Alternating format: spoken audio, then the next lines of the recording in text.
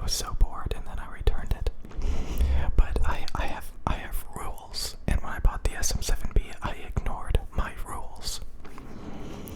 Basically, for a microphone to be good to me, it has to have a bunch of different variables. It has to be a condenser microphone.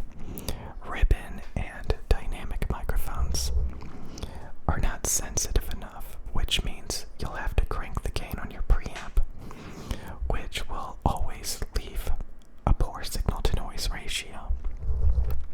Like, you want a microphone that only needs like 25 decibels of gain on your preamp.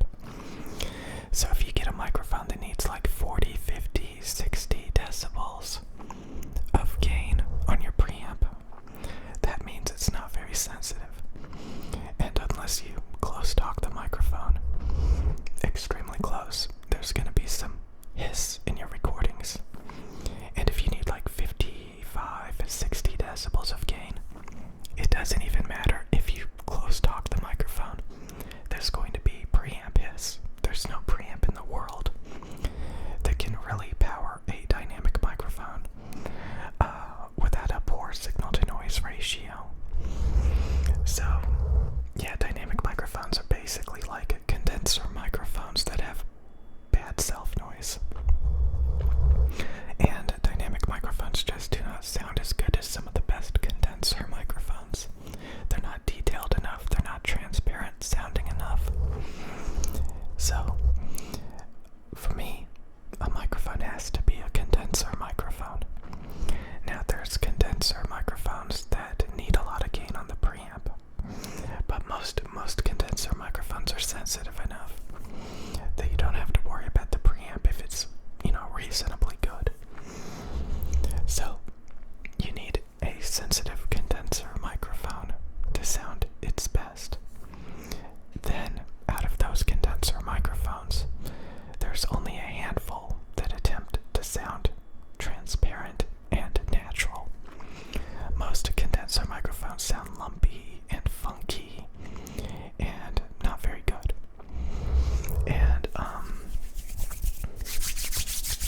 that's the large majority of condenser microphones: lumpy, funky tonality, not smooth, not transparent enough, not tuned correctly.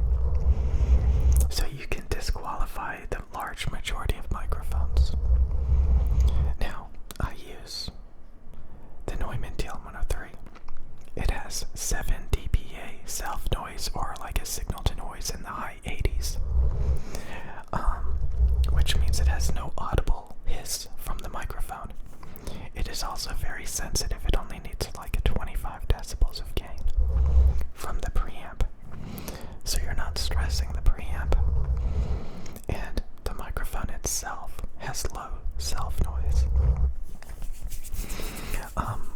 If a microphone has like a 13 dBA self-noise, or like a signal-to-noise in the 70s, high 70s even, maybe even low 80s, that still has a audible hiss. So you want a microphone in the mid 80s, or a self-noise of about 10 dBA or lower. So like, if it has 13 dBA self-noise, I can actually hear it. And if a microphone has like 13, 14, 15, 16 dBA self-noise, you have to get extremely close to the microphone to turn the gain down, to try to get rid of any low-lying hiss. So if your microphone is like 10 dBA or lower self-noise, you can pretty much use the microphone any way you want, especially if it's sensitive. So if you only need 25 dBs of gain, and it has a self-noise below 10 dBA, you can basically get far away from the microphone and turn the gain up a bit, and have plenty of headroom, signal to noise, to work with. So when you buy a good microphone, you want a lot of, headroom to be able to play with. And so when you consider all of those variables, I can't really think of a microphone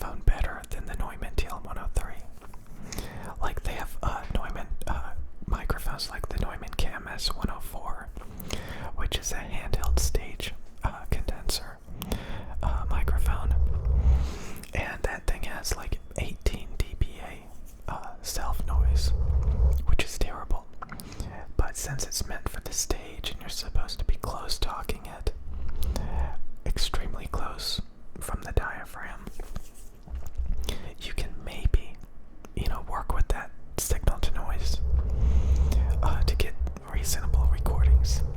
And then they have like the Neumann KM184, which is like a pencil condenser microphone, and that has 13 dBA self noise.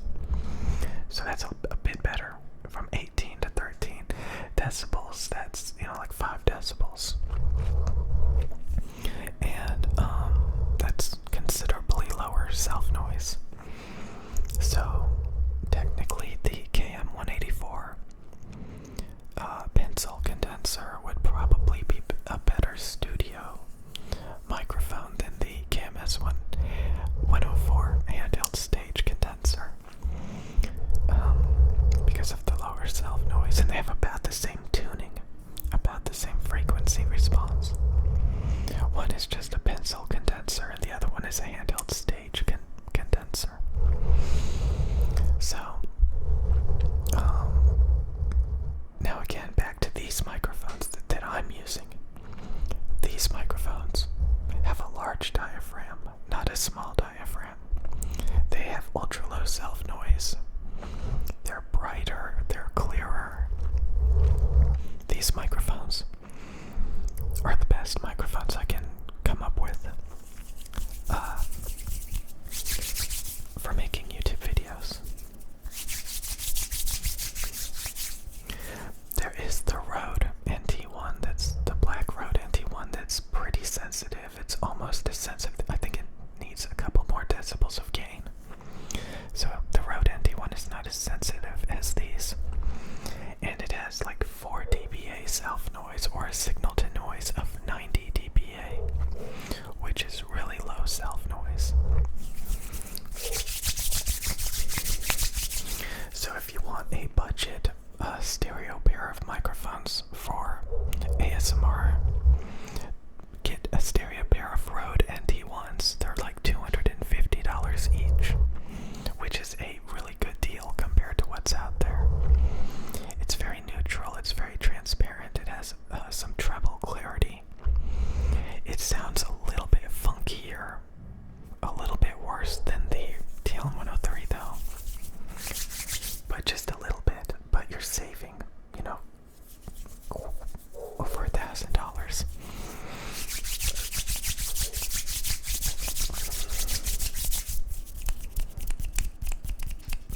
So you could literally get like 4 or 5 Rode NT1s for the price of each one of these microphones. And the only downside is maybe a little bit funkier tonality.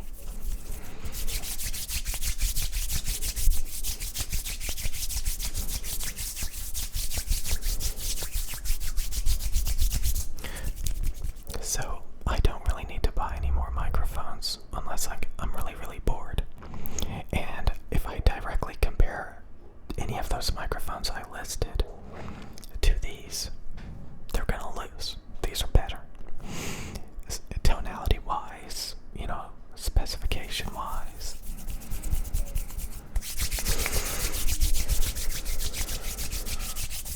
These are truly legendary microphones.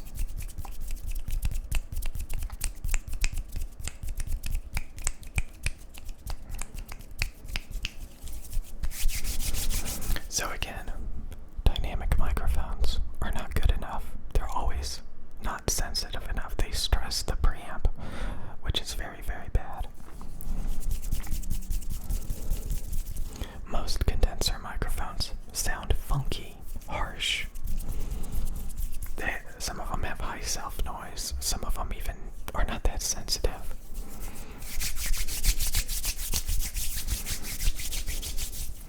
And when you factor in all of these variables,